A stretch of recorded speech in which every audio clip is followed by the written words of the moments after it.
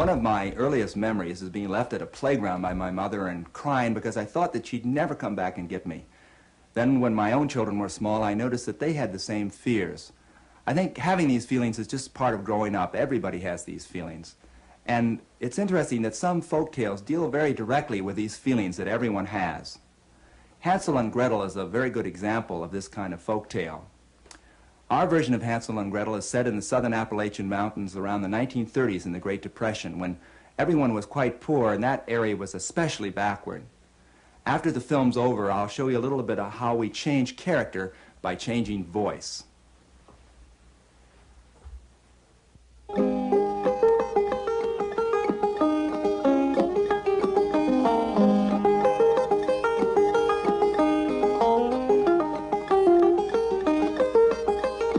Once upon a time, on the edge of a great forest, lived a woodcutter and his family. Times were hard, and for days the poor man had not been able to find work or sell what little he gathered from the forest. Food had always been scarce in their house, and as the days passed, what little they had was eaten, and only enough flour for a few loaves of bread remained. He had 2 children. The girl was called Gretel, the boy Hansel. Who does any work around here? You know, we ain't got nothing in there to eat, nothing. And here you are, out here fooling around with a bunch of cats. Now, you kids, get back to work. And husband, we got something to talk about tonight. Things ain't gonna go on like this much more. You hear? Now get! The wife was not the children's real mother, and she resented having to share everything with Hansel and Gretel.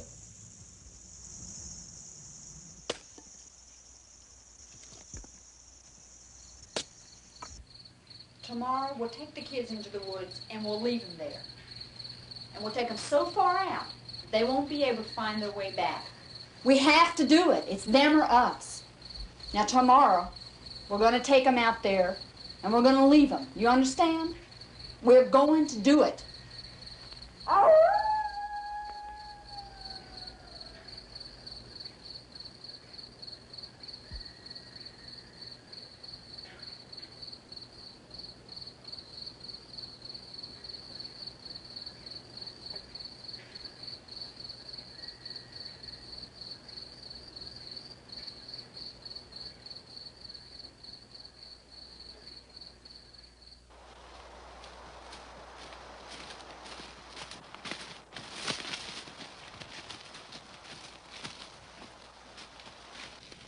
Waiting for? Just waiting for my white kitten. He's waiting You by. stupid fool. That snow caddished at the sun shining on the porch. Come on. Hurry up.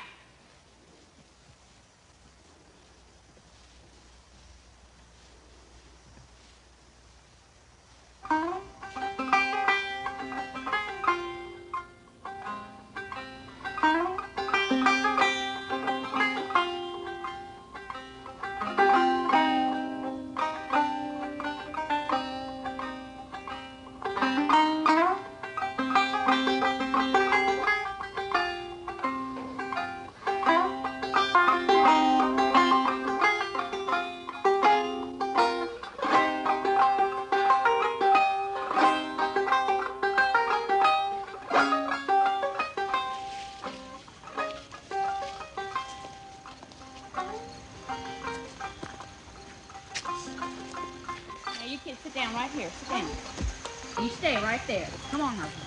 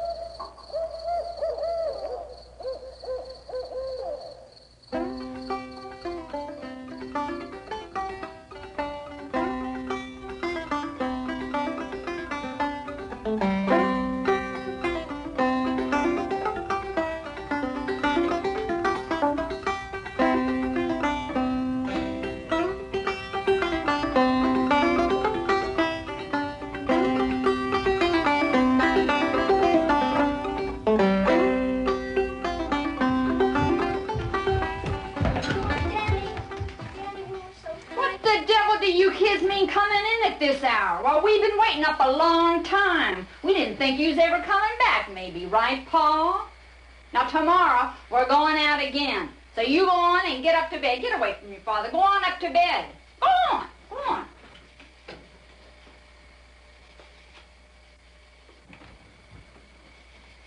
This time the stepmother had locked the door, and Hansel could not get out to pick up pebbles again. He would have to think of another plan.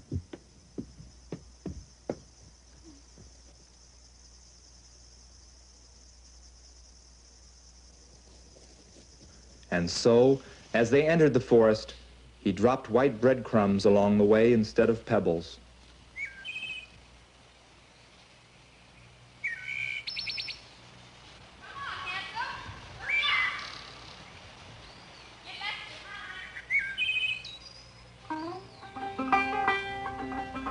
This time, the stepmother led them farther into the forest than ever before. The day passed, and the sun set, but no one came to lead the children home again.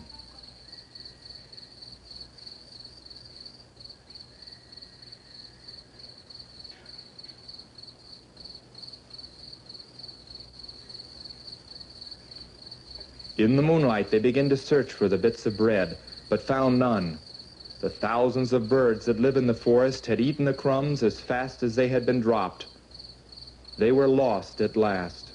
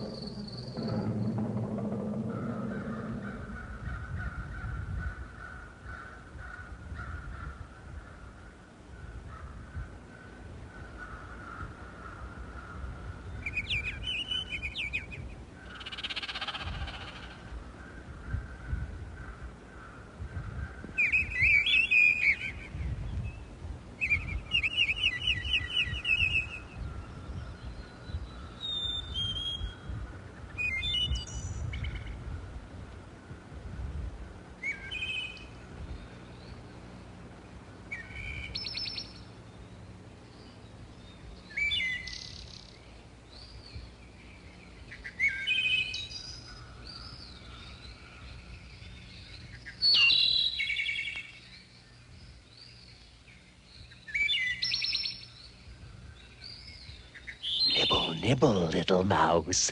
Who's that nibbling near my house?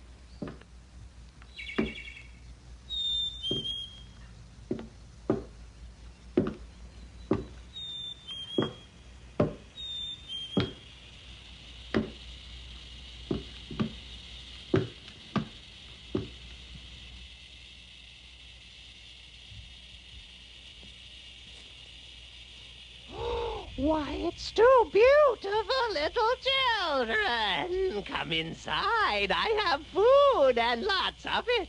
Just this way. Don't be afraid. Now follow me.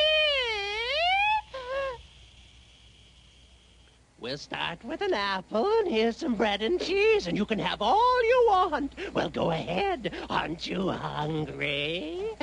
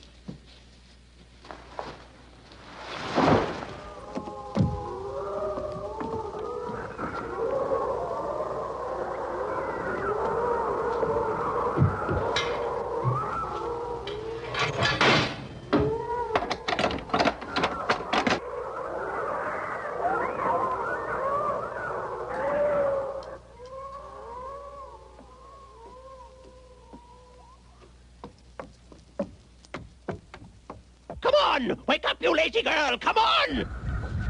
See there? See your brother? I put him in there because we're going to fatten him up and I'm going to eat him. Oh, stop that crying. We have work to do. We have to find food and fatten him up. Go on, hurry up.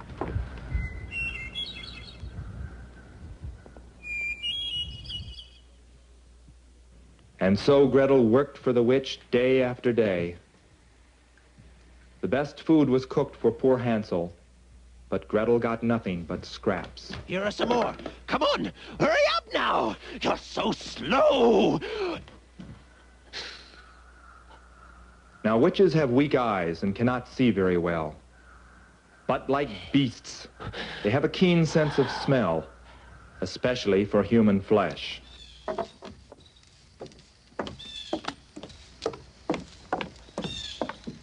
Give me a finger. But Hansel, who knew that she could not see very well, always stuck out a chicken bone instead.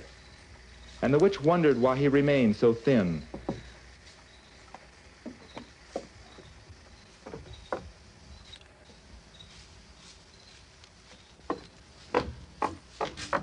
I'm tired of this. Your brother is as skinny as the day you got here. And fatter or thinner, tonight I'm going to have him for dinner. Now get in there and get the water boiling. Go on, you lazy girl! Oh, he's going to taste so good!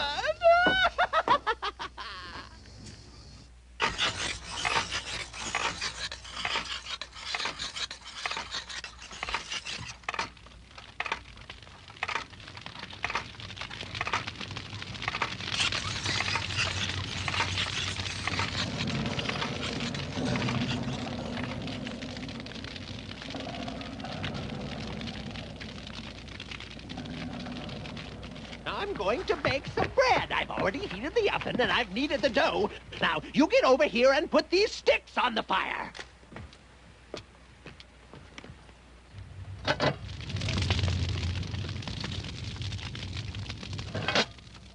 Gretel, dear, would you do something for me? Would you stick your head in the oven and see if the fire's ready? Well, it's very simple. All you have to do is stick your head in, and then you can tell if it's hot enough to shove the bread in. Come on now. It's very easy. What? Oh, you stupid girl. You don't know anything. Now watch me. I'll show you how to do it, and then you can do it after me. Now you just open it up, and what you do is look at the coals to see if they're red enough. To see if they're...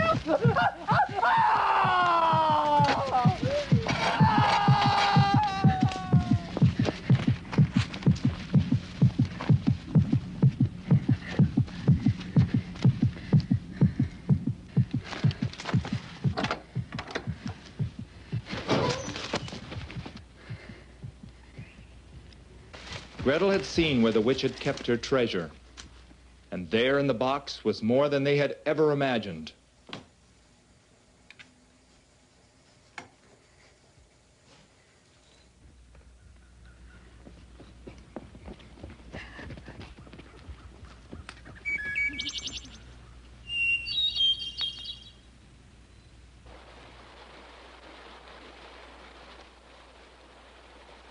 They wandered for some hours until they came to a river.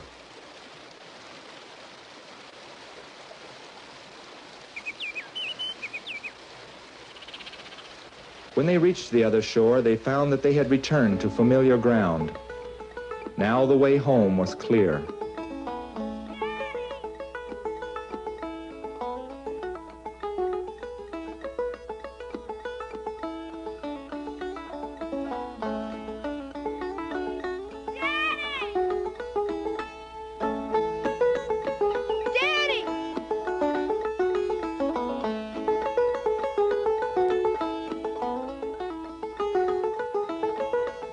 The father had not passed a happy hour since he had left them in the wood, but the stepmother had left.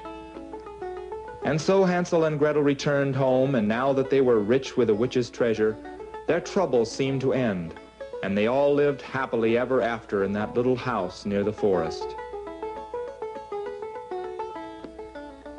My story's told, There is no more, but there's a mouse behind the door. The first of you that catches her can make a great big cap from her fur.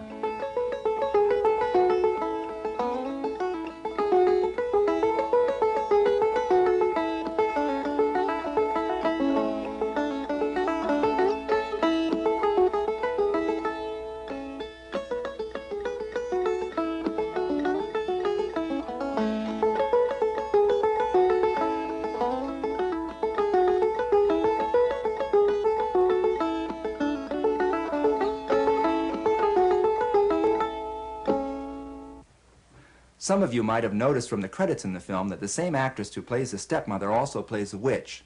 Well, she has a lot of makeup on in the witch's part, but I think that the real reason that you don't recognize the same actress is that we changed her voice in the witch's part.